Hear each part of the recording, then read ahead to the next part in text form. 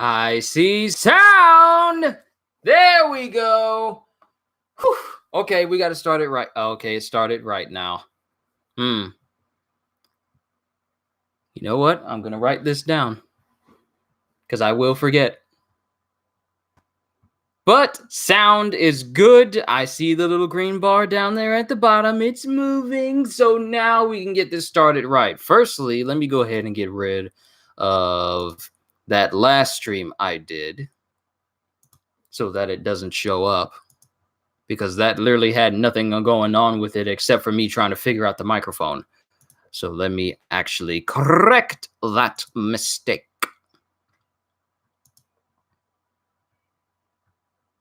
Okay, so that one was live. This one was up for a couple of seconds.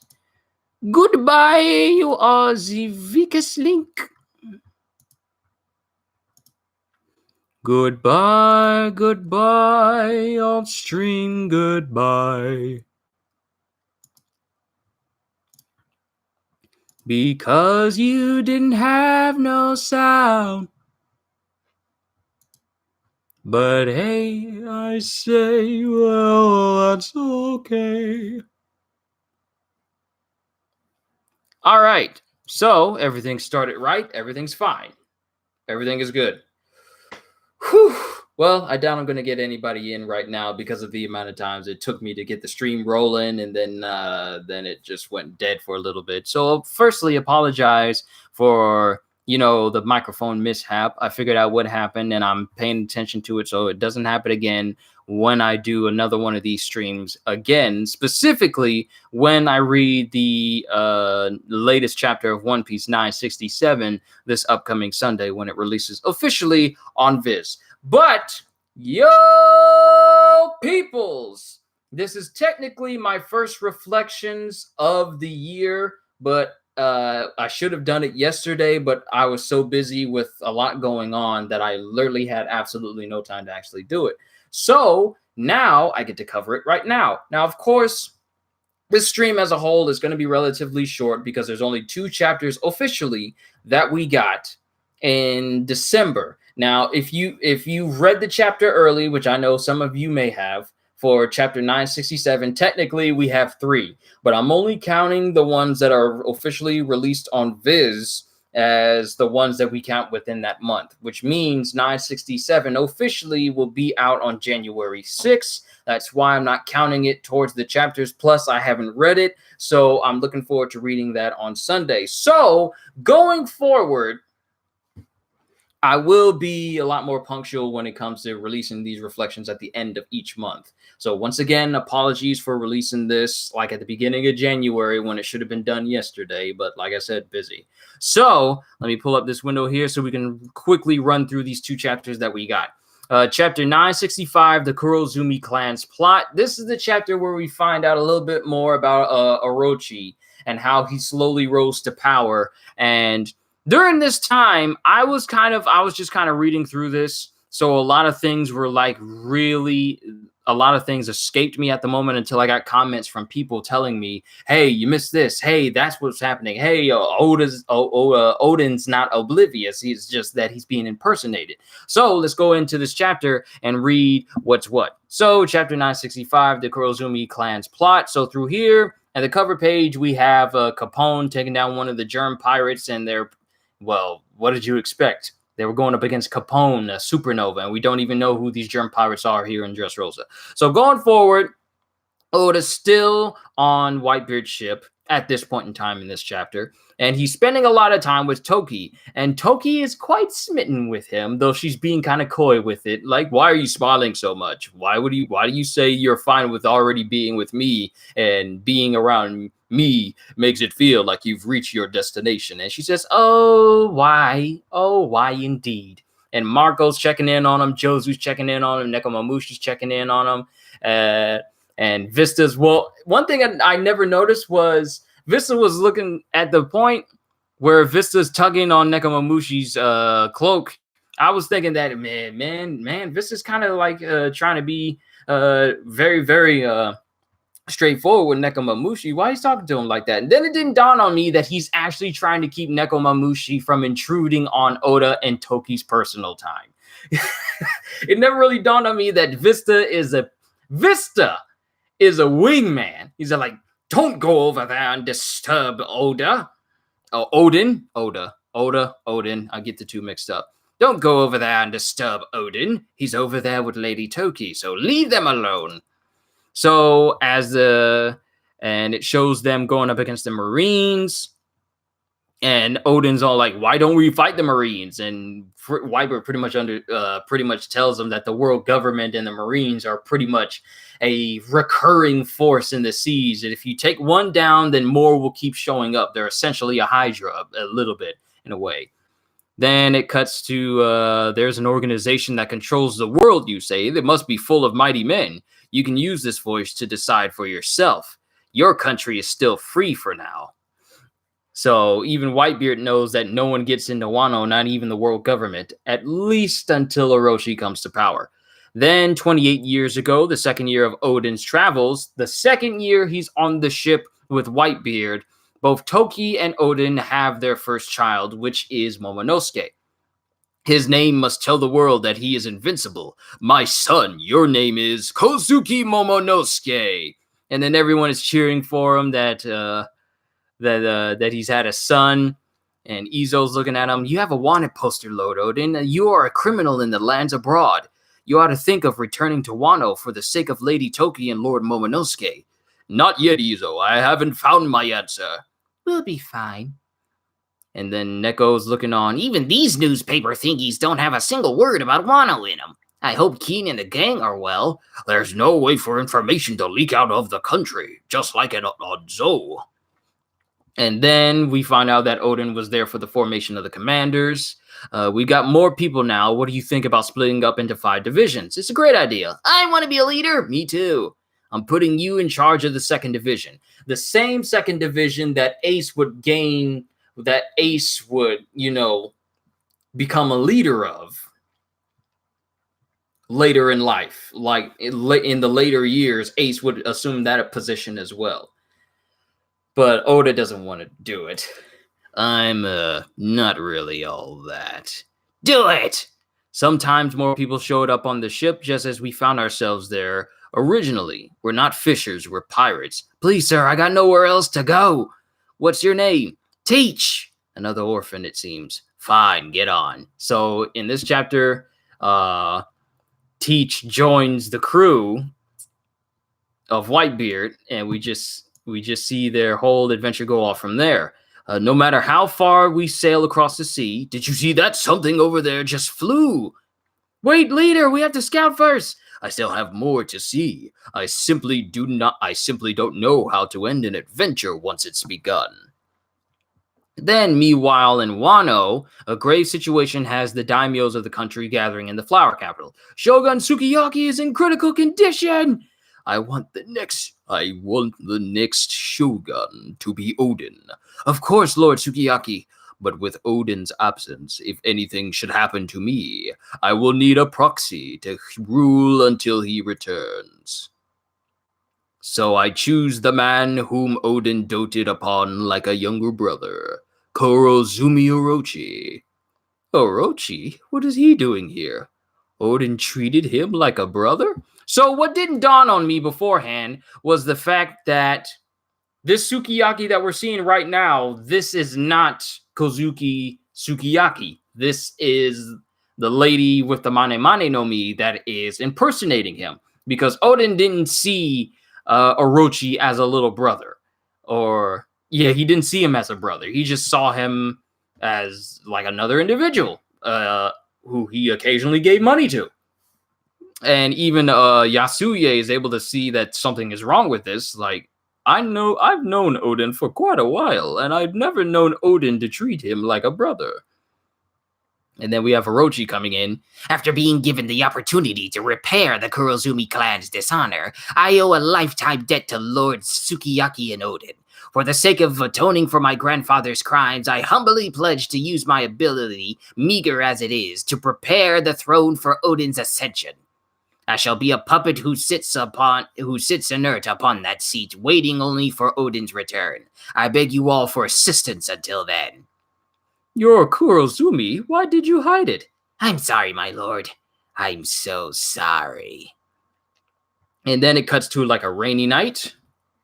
And I can see the vision of the future. You will be the Shogun!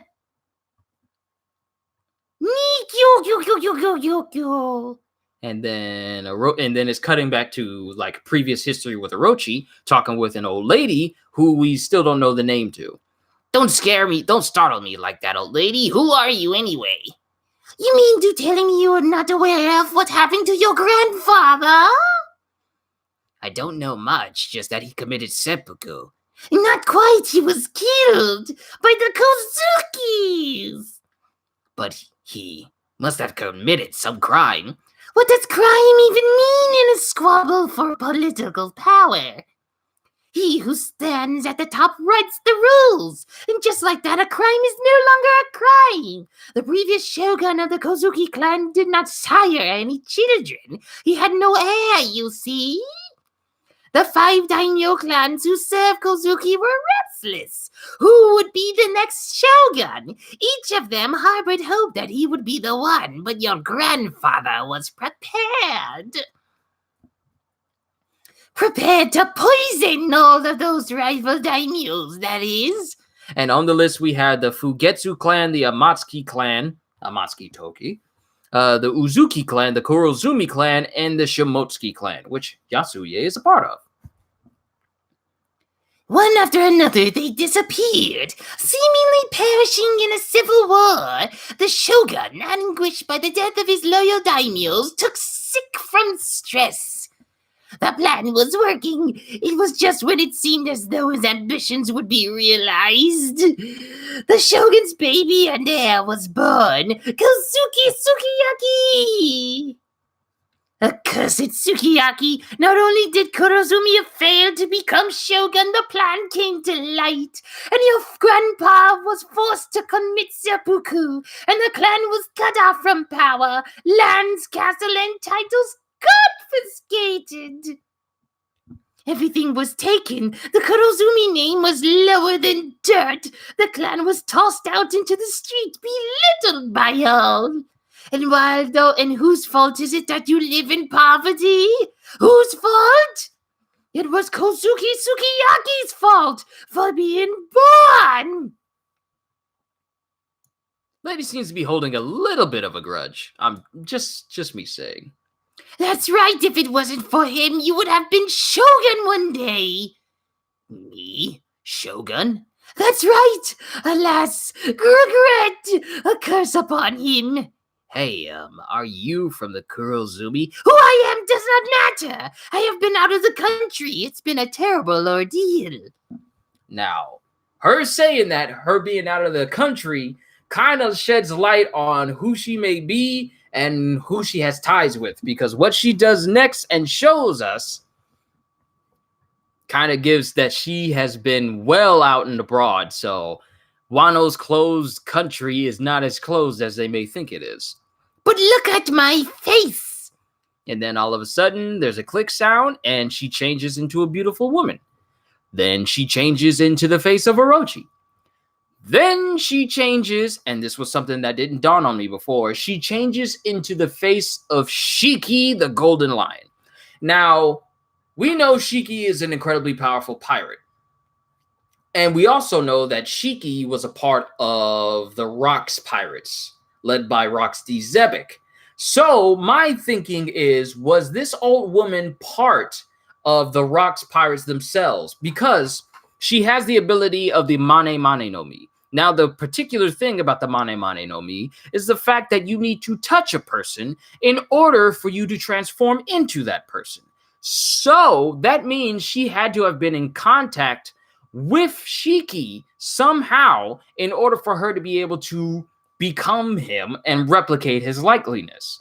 Either she was a part of the Rocks Pirates, or she met Shiki early in life or later in life before after the Rock's pirates were defeated by Roger and Garp, and they all disbanded. So either one of those two things, either she has ties to the Rock's pirates, or she just met Shiki later in life. I'm kind of leaning with the theory that she may have some ties to the Rock's pirates as well, because she doesn't go into full detail about what she's been doing outside of the country of Wano. So it just makes me think that she's kind of closely related in some way to the Rock's pirates, being a member and all. And she also happens to be the person that gives Orochi his devil fruit ability, the snake fruit model Yata no Orochi. So, and if you do as I bid you, I can give you the power to make you Shogun. Now, one thing that I kind of didn't notice about this devil fruit is the fact that the pattern of the fruit itself is not in swirls, but it's in little overlapping patterns. So it's not like the characteristic swirls that you see on normal devil fruits is not present on this fruit itself. I'll do anything.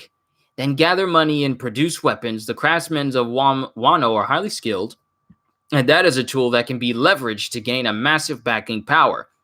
And then in Hakumai, Yasuye is wondering about Orochi. My name is Orochi. The rest of my family has fallen ill. That is unfortunate work for me.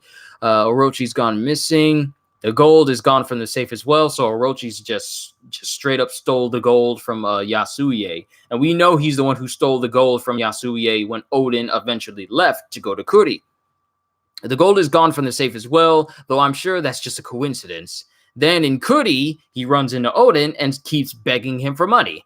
I remember you working for Yasu. My name is Orochi, my lord. You see, I owe Lord Yasuye so much I could never ask him for money. Say no more, I would lend to you. Please, just a little, again, and this is during winter. And then it looks like either summer or spring. I need money, sir, again. I have a means to repay it this time. Please, money, Lord Oden. But he said he'll pay me back. And I'm just thinking, Oden has a very good heart. He has a very good heart. I'm not going to say he's oblivious. I'm just saying he has a very good heart. He's all like, okay, well, he said he'll pay me back, so he's just running with it. And at the flower capital, Oden, what are you doing here? And without your vassals? Here's the thing that didn't hit the nail on the head for me the first time I read through it. Because in this, we see Oden walking with Orochi alone. Now, and I actually did not fully pay attention to the panel off to the side because it's clearly the old woman because she's wearing the exact same clothes that Oden was wearing when he escorted Orochi up. So from this moment forward, from the very 1st of January all the way throughout the rest of this year, I'm going to pay more attention to these chapters so I don't miss out on so much, because had I actually paid attention to this chapter when I read it the first time, I would have noticed that Oden was being impersonated by this woman, but I didn't, and I got told through comments, so that's my apology. So he says, she says, as Oden, I implore you to hire this man for the castle. He's hardworking, he can mix medicine, and he's like a brother to me. Mixed medicine. So they already, by him saying this, and this is the official translation for Viz, so this actually just plays more into the world building versus early scan translations. This, by Oden telling them that he's good with medicine, more than likely the people of the Kozuki Castle may have given him access to all the medicinal herbs, including those that could be hazardous to one's health. So by him saying that he's good with medicine, Orochi had a pretty much clear path for him to be able to get into the medicine and slowly but surely poison Sukiyaki. I've clawed my way up this far. If anything should happen to me and Sukiyaki is coughing, you must take over, Orochi. Yes, Lord Sukiyaki. And of course, they both laugh to themselves because it's actually the old woman using the abilities of the Mane Mane no Mi.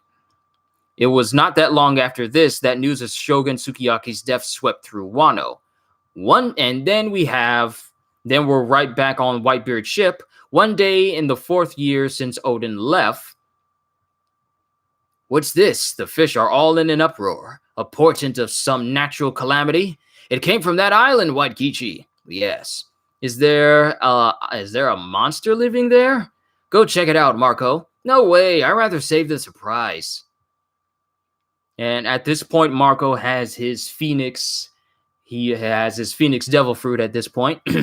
And then we have Hiyori, who's young at this time, and I believe Momonosuke is at least, I want to say 4 years old, 3 years old.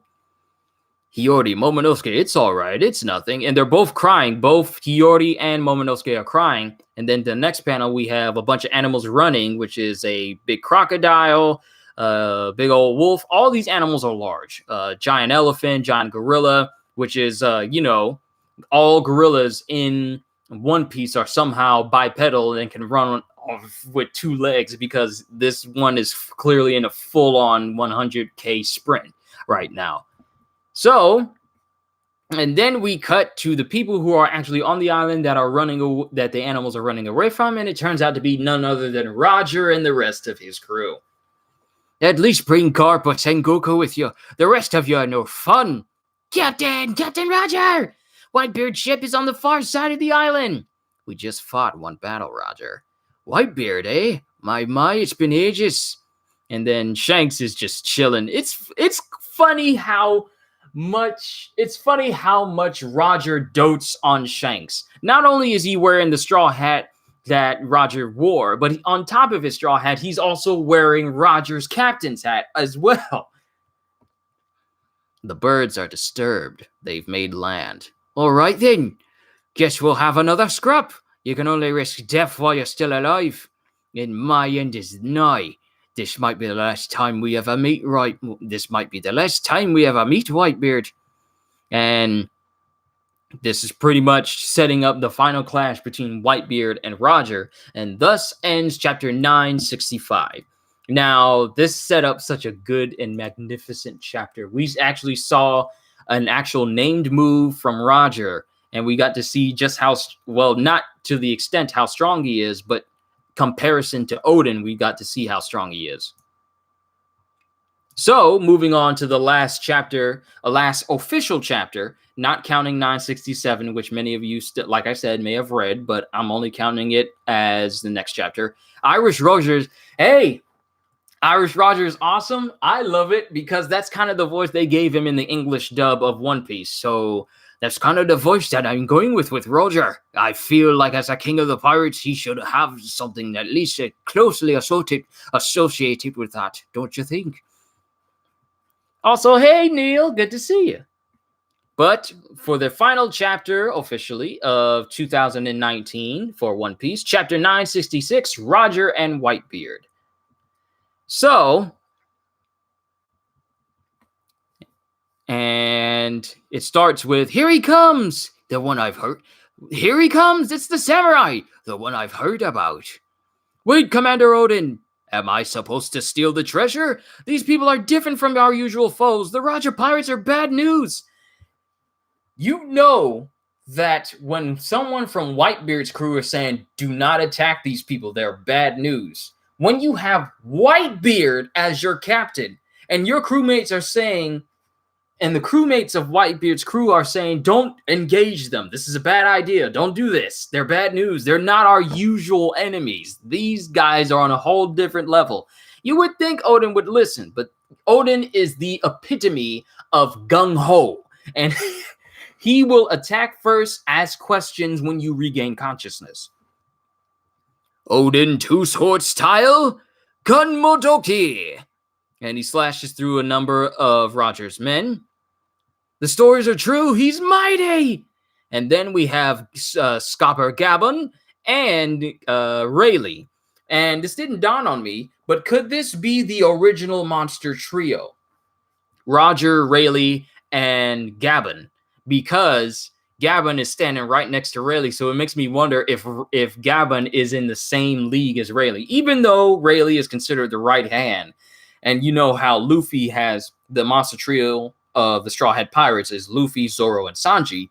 Because the monster trio, the original monster trio of the Roger Pirates, Roger, Rayleigh, and Gabon. That's something that's been circling around lately on YouTube amongst other reviewers and people who are into One Piece. And I'm just wondering, could that be true? Because they're both just standing at the ready. We got Rayleigh with his sword ready. We should nip this in the bud, Rayleigh. I think so. Gabon, Rayleigh, stop! I wouldn't want you guys to get hurt. You just want to fight. And then Odin says, I smell a wild beast. Hey there, samurai! Divine departure! And in one swing, he just yeets Odin in the opposite direction and sends him crashing into a distant tree, into a distant tree behind him, with enough force to actually draw blood from Odin, which is something we haven't really seen since Kurdi. And I only count Kurdi, not the 3 days he had to hold on to the rope, because that wasn't a fight. That was just him surviving. But since the fight in Kurdi, we have not seen him incur any injuries that actually led to him bleeding. So it just speaks to how strong Roger is in terms of strength. And Odin's confused. He gets slammed back, and then but it also speaks to Odin's durability, because not only does he get hit by that, but he is literally back on his feet in almost an instant, running right back to Roger, wondering, what was that? I need to have a word with you. And before he gets back there, Roger and Whitebeard both cloak their weapons in so much haki that it actually trails off like a flame. Now, we have seen different levels of haki. We've seen the first version of haki where it's invisible. You can't see it. We've seen the admirals use it to block Whitebeard's Gura no Mi attack. We've seen it used with Rayleigh when he was able to shove a giant elephant without even touching him. Then we've seen an upgraded version where haki actually starts to turn the person's body part black that they focus on. And it actually changed different colors. It used to be like just straight black, and then it started to become black with hints of red. And then sometimes haki would go up against the arm, and it would just like stick to one section of the arm, and like dip in your hand in paint. It's just like the edge there. And then we see higher levels of haki where it actually starts to turn into a flame-like pattern. We've seen this with Big Mom. We've seen this with Luffy when he goes Gear 4th Bounce Man. Then we have this type of haki where it is so thick that it literally trails off like energy off of a person. And in this case of Roger and Whitebeard, it trails off of their weapon like flames, like energy you would like if you're playing a video game. And I can't think of a proper game right now. One good example would be Warframe. If you use your energy when you're doing melee, then your weapon has a weapon trail. And weapon trail of energy behind it whenever you do melee. It's like that. They put so much power of haki. They put so much haki into their weapons that it actually becomes almost flame-like and trails off their weapons. And the difference between the haki that we've seen and the haki between Roger and Whitebeard is that their haki is so powerful and it's so condensed that they literally can clash blades without the blades actually touching. Because in the panel down below, before their blades even meet each other, their haki clashes with one another with enough force to pretty much blow back everyone around them. It is really, really big. Like, it's enough to cause the Moby Dick to sway. It's enough to cause waves around the entire island to swell. It's enough to cause trees to get upheavaled. The force of the blow is akin to an explosion. Not just like the type of explosion we've seen when Katakuri and Luffy's Conqueror's haki clash with one another, but an actual physical explosion that affected the entire world around them. And they're looking on with one another with mad looks in their eyes. And the explosion is powerful. It's even it is so powerful it is even able to start to shove away and part the clouds above them. And they stand right in front of each other. You seem well, Roger. How many years has it been, Newgate? And they both say, drop your valuables and leave. And they both start laughing. And then we have Whitebeard's side with Vista saying, let's get him. And then we have Roger's side with Gabon, and Rayleigh and the rest of them saying, take everything they got. And it was a clash of two great pirates of the time, the Roger pirates versus the Whitebeard pirates. Their pitched battle lasted for 3 days and nights. And it all ends with them being jovial and trading stuff with one another, with Rayleigh just looking on at the attempt to pillage each other has become a gift exchange. And then we have the first time that Teach meets both Shanks and Buggy for the first time, though they don't speak to one another. They just kind of stare each other down. Who knew that this rivalry would turn into something major well down the line? and teaches all. Are they apprentices? Yeah, they've been around for ages. They don't look very tough.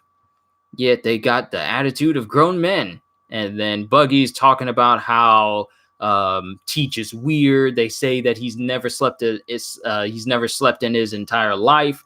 Of course, I attribute these to like old sailors' tales. Like, you ever heard about the ship that leaves no survivors? And then it just gets spread around and everyone starts believing it. So I just chalk it up to that, because who knows just what Teach has been through, whether that's true or not. I don't know. I just can't wait to read the next chapter, because we might find that out, or we might just find out something completely different. I don't know, but I'm looking forward to it.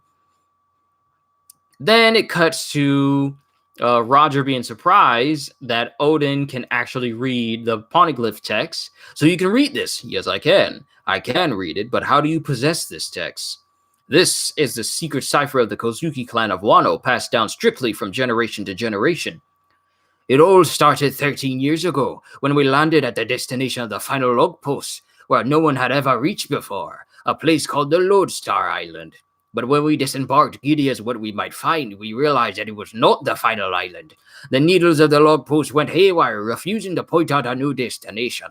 But there is one more island, and only by going there will the unprecedented circumnavigation of the globe be complete. It's 4 red stones carved with these letters that point the way to the island. The only problem is, these are the poneglyphs that the world government has long forbidden anyone to read. You thought they were just cultural relics? Think again. They're the map we need. The stories say that a vast treasure awaits on the final island, and the government says don't go there. There only makes the stories about the treasure more believable. If we can get there, we'll be the greatest pirate crew in the world, in both name and fact. In the world. That's right. And then I'll be. And then it cuts to silence. And then they're both looking on at Roger like, huh? You're going to be what? So here's the thing. I originally thought that he was going to call himself the King of the Pirates, but maybe he thought he was going to be something else, and King of the Pirates is the title the world gave him, on top of Gold Roger, even though his name is Gold D. Roger. So I'm just thinking, maybe it's not the King of the Pirates that he will be known as, but maybe something else, but it's the world that calls him King of the Pirates, and that's pretty much what stuck as his name, as his title. And they're both laughing, and both Roger and Whitebeard are both laughing at this whole idea of what he wants to be. Are you serious, Roger? What are you, a little boy? But Odin is frozen stiff because he was stunned at just who Roger is. Help me out, Newgate. Let me borrow Odin for 1 year. It's the last thing I'll ever ask. I'll be the freest man in the world? Maybe that's what he said. Who knows? Hopefully we get to find out what he means in the next chapter. Help me out, Newgate. Let me borrow Odin for 1 year. It's the last thing I'll ever ask. With him, I'm certain I can reach the final island. What do you mean? Don't I get a say in this? Uh-oh, Captain Rogers bowing his head to Whitebeard. This can't be good news. Don't do this, Captain. Don't do this, Captain Roger. He's our enemy. Please, Odin, come along on my travels just for 1 year. Stop. Don't embarrass yourself like this. Lift your head. Absolutely not, Roger. Are you trying to steal my family from me? Pops is angry. And it kind of looks like there's a storm overhead during this time. Like it's getting...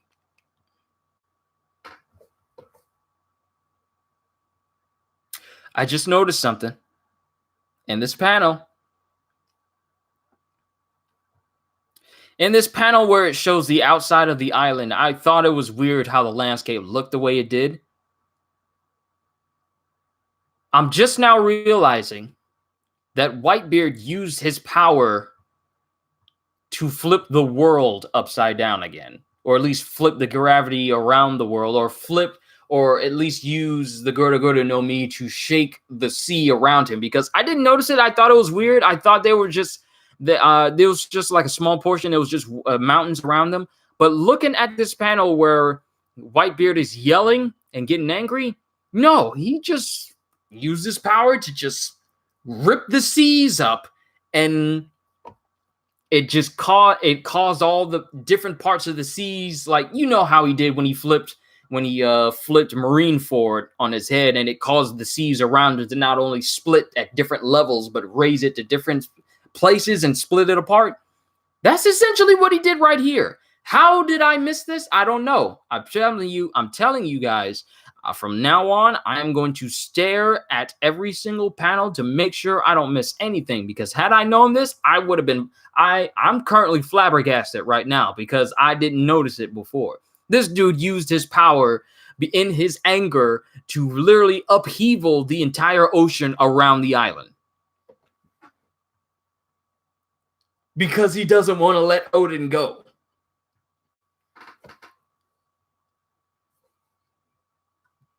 And then Whitebeard is like, White Kichi, I want to go with him. Will you let me? And of course, Whitebeard doesn't want to. Of course I don't. You don't seem like you like it. Of course I don't like it. You and I are practically brothers. It's only 1 year, White Kichi, please. And then we have the rest of the Whitebeard pirate crew just chilling, saying, we choose to remain here. We like this ship. We will wait for you to return to it. And this is Izo and, well, pretty much everybody. You have that right. You're full-fledged pirates now. We should all be free to choose. And of course, Whitebeard is steaming mad. He doesn't want to see Odin go off. Roger left behind all of the cargo he had on board as thanks. This stuff's worth a fortune, and look at all the food. Give them back the food, you fools. Don't you dare let Odin's family go hungry. Yes, Pops, right away. Have the time of your life out there. We'll be looking forward to your stories when you get back. Got Whitey Bay. We got a whole bunch of different people that are just showing up to see Odin travel with Roger. It was the second act of my life as a pirate. A new adventure had begun. White Kichi was a great man, but Roger, too, was off the charts. I am a lucky fellow. I haven't spent time with a baby in ages. Momonosuke and Hiyori, eh? Reminds me of the old days. And then Nekomamushi and Inuarashi stowed away on Odin's ship, and the Whitebeards don't find out until after they've gone. And of course, Whitebeard gets angry at this, those furry little. And of course, we got Gabon and everyone else looking on at Odin and says, you're only here for your knowledge. Don't think you're ever going to become a part of you. Of course, one panel later, and a ruckus in a port town, and they're all just being jovial with Odin, with him saying, and everyone's cheering him on, Odin, Odin, Odin, Odin. And then he says, that's me, I'm Odin, and I was born to boil. Just some heavy foreshadowing there. Very poor choice of words. And then it has Crocus pretty much saying how much time Roger has left, and he says that he pretty much has a year to live at best. And of course, Roger, being who he is, he just laughs it off. So you see, I've got to make my time count. Then they take an upstream to Skypiea. It's an island in the sky. The world is vast, even bigger than before. Not even the gods would believe that people live in the sky. We found it all the way up there. Then they find the golden bell in Skypiea. And Buggy's all like, look, we're going to take this back with us, right? And I'm guessing that's Roger who says, I don't have time for this now. Not even a little piece? It was easy to find this stone. It's just packed full of strong voices. Because as we know, Roger's one of the very few people in the world who has the ability to hear the voices of all things. Luffy has it. Momonosuke has it. And I believe Odin has it as well. It was easy to find this stone. It's just packed with full of strong voices. It's a story of great power, isn't it? The message speaks of a weapon named Poseidon. Carve a message for me. I hereby guide this document to its end. Just like that. Well done, Odin. Show it to me, Roger. Show me the final chapter of your grand life-spanning adventure. And then it says the next chapter hits January 6th, so I can't wait to read that. But those are officially the only chapters that we got. Wow, where did all these likes come from? Thank you. But those are the chapters that we got in December. Going forward, I'm going to make it my job, and this is a promise for all of you guys. I'm going to make it my job and promise to make sure that before we move on to the next page, when it comes to me reading these chapters, I look through them and pay extra attention so I don't miss anything. Because I feel like the more I miss, the more I enjoy reading through them again. But at the same time, I don't want to, leave stuff out, especially important stuff. So going forward, when we read through chapters, whether it be for One Piece, whether it be for My Hero Academia, I'm going to pay attention so I don't miss these fine details, because I never noticed that the old woman that was with Orochi, she changed in the clothes of Odin, and then she changed back walking outside of the flower capital. I didn't notice that. I didn't notice that Whitebeard used his power and his anger to upheaval the entire sea around the island that Roger and the Whitebeards were on. I just thought it was like a weird shaped mountain range, but I was incredibly wrong. Whitebeard used his power to just literally throw the sea up and split it multiple times. I never noticed. When they said Pops is angry, I was just thinking, oh, they're just saying it. No, he used his power to show just how angry he was. But other than those little bits, there's not much else that I think that I missed. I mean, I took the time to look through it. One thing I do notice is how, like, in this official translation, it actually gave more story to how Orochi was able to weasel his way into the house of the Kozuki clan, and also slowly poison and kill off Kozuki Sukiyaki. Because Odin, the old lady impersonating him with the Mane Mane no Mi, she told him that he's good with medicine, therefore giving him access to the very thing he would use to kill and poison and kill Sukiyaki. So there's a lot of good details in there that I kind of missed when I was reading the early scan translations. So reading through the official translations gives me personally, I feel like it gives me a little bit of a more coherent way of understanding things. Not bashing people who scan them. For those who scan them, don't think that your work is unappreciated, because it takes a lot of work to translate from a different language and still keep the words said in a coherent way that is still something that Oda would write if he wrote it completely in English. But overall, we got a very good set of chapters. It was only 2 chapters officially that came out in December, and those were the last chapters that we had of 2019. And the break that we got in between, especially with us having the new chapter come out this upcoming Sunday, I can't wait to see how the story continues from there. I cannot wait for more One Piece for this entire year. You guys, this is a brand new year. This is the first day of January, the first day of 2020. I'm excited. I'm excited to do this and then do this as a permanent stay-at-home type job, because I'm telling you guys, this is the year where it's going to happen for me. I'm going to continue to work hard for not only you guys, but for myself as well, until this thing is where I never have to worry about waking up at 10:30 ever. But all things are lawful, but not expedient. So let me know. You guys don't have to let me know right now. You can let me know in comments later, after this video has been fully processed and everything. You guys let me know what you thought of the chapters we got of One Piece as a whole in the month of December. I'm going to end it right here, so I don't go on too long, because you guys know I can drone on for a long time. But going forward for this year, I'm just going to remain on topic and don't stray too far away from the subject matter of the streams and the videos that I do. So apologies for doing that last year, but we're going to be moving better this year. So with that being said, hope you all enjoyed. Can't wait to see you all in the next videos. Have a fantastic day. And once again, as always, later, peoples. Time to go get some food.